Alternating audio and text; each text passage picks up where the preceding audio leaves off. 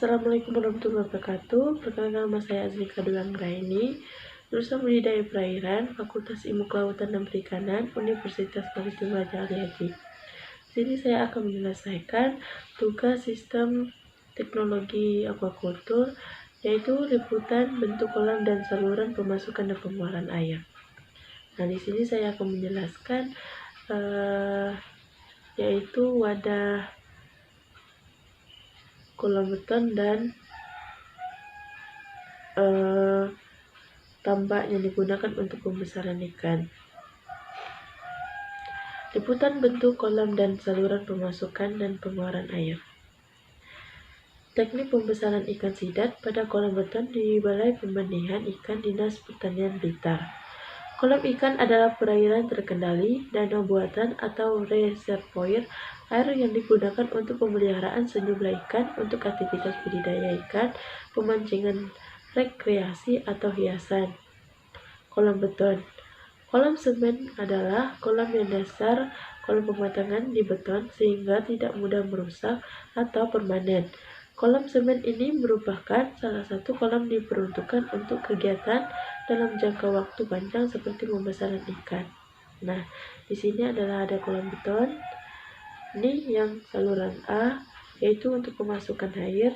Yang B, untuk pipa yang bisa diputar. Yang C adalah pengeluaran air. Teknik pembesaran. A. Sistem budidaya intensif.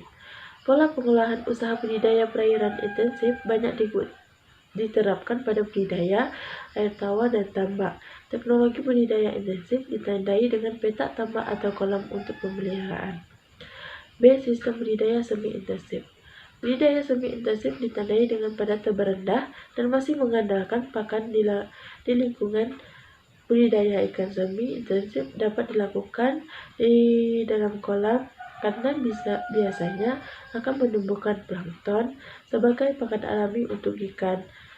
Pada tebal yang rendah merupakan peluang bagi ikan untuk mendapatkan pakan lebih banyak, tetapi dalam usaha budidaya kurang efisien karena tempat yang terpakai sehingga tidak optimal. C. Sistem budidaya ekstensif. Sistem budidaya ekstensif sangat tradisional dan sederhana. Pada penebaran rendah yang rendah juga diterapkan pada kolam air tawar. Penyediaan air. Sumber untuk pengisian air kolam dapat berasal dari saluran air sumur bor. Berdasarkan penelitian lapangan, untuk menghasilkan sebanyak 20 ton, diperlukan air sebanyak 450 meter kubik setiap hari. Hal terpenting dari media pemeliharaan sidat ini adalah terbatas dari penyebaran zat beracun atau logam berat. Morfologi sidat. Sidat termasuk hewan bersifat katadromus karena pada ukuran anakan sampai dewasa tinggal di perairan tawar yang kedalamannya 3-6 meter. Persiapan kolam. Kolam yang digunakan untuk pembesaran ikan sidat yaitu kolam beton karena bagian dasarnya dan pematangan sangat bagus. Beton tidak mudah rusak. Kegiatan pembesaran dalam jangka waktu yang panjang. Pengisian air sampai ketinggian 70-100 meter sehingga saat pembesaran ikan sidat di bak beton berukuran 2,5 kali 2,5 meter. Pada tebal per kolam bisa mencapai 250 ekor dengan berat 100 gram per ekor. Kita masuk ke tambak. Teknik pembesaran teknik pembesaran ikan nilai di instalasi budidaya air tawar Padaan, Jawa Timur. Tambak adalah kolam buatan biasanya di daerah pantai yang diisi air dan dimanfaatkan sebagai sarana budidaya perairan. Kondisi dasar tambak merupakan suatu keadaan fisik dasar tambak beserta proses yang terjadi baik menyangkut kimia, fisika, biologi maupun ekologi. Nah, ini dapat kita lihat adalah gambar tambak. Ini peta tambak. Yang ini adalah saluran air, pintu air. Persiapan kolam pembesaran. Persiapan kolam pembesaran terdiri dari pengeringan tanah, pembalikan tanah, pengapuran tanah, dan pengisian air yang dilaksanakan selama kurang lebih 2 minggu. Peralatan dalam dan bahan yang digunakan antara lain adalah cangkul, pompa air, dan 100 kg kapur dolomit. Penebaran benih. Benih ikan nila yang akan ditebarkan di dalam pembesaran diaklimatisasi terlebih dahulu untuk menyesuaikan suhu di lingkungan baru. Peralatan dan bahan yang digunakan antara lain yaitu plastik, air, dan oksigen.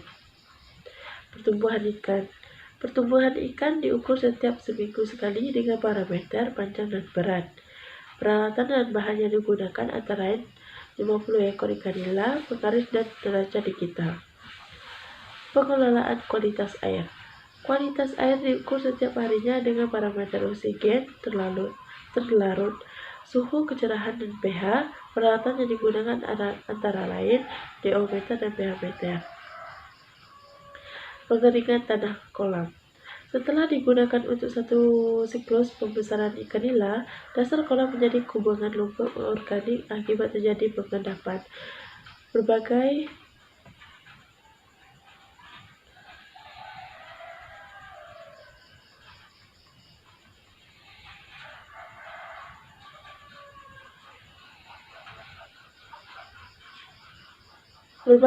organisme perairan seperti plankton serta adanya sisa makan yang mengendap.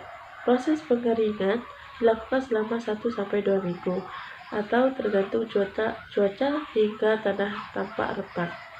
Pengeringan dilakukan dengan bantuan matahari bertujuan untuk mengoksidasi bahan organik yang terkandung di dalam tanah menjadi mineral atau hara.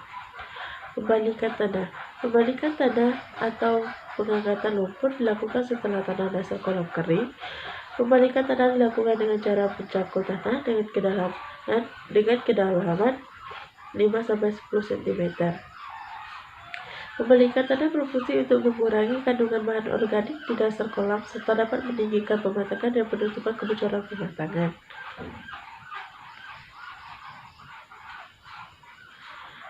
Pengapuran tanah. Pengapuran tanah dilakukan setelah tanah dasar mengering dan dibalik. Jenis kapur yang digunakan adalah kapur dolomit dengan dosis 70 gram per meter kuadrat, berbeda dengan yang menggunakan kapur kalsit dengan dosis 100 gram per meter kuadrat. Pengapuran dilakukan dengan tujuan untuk meningkat pH serta membunuh patogen dan hama. Pada pH yang rendah, kondisi perairan umum rendah dan efek penumpukan tidak signifikan. Pengisian air. Ini adalah teknik yang terakhir untuk pembesaran ikan nila. Pengisian air. Kolam diisi dengan air melalui saluran inlet 2 hari setelah pengapuran. Pengairan dilakukan hingga air mencapai ketinggian 50-60 cm. Pengairan pertama dilakukan dengan mengisi air hingga mencapai ketinggian 15-20 cm dan dibiarkan selama 3-5 hari. Pada ketinggian ini, sinar matahari masih dapat mencapai dasar kolam sebagai syarat tumbuhnya fitoplankton.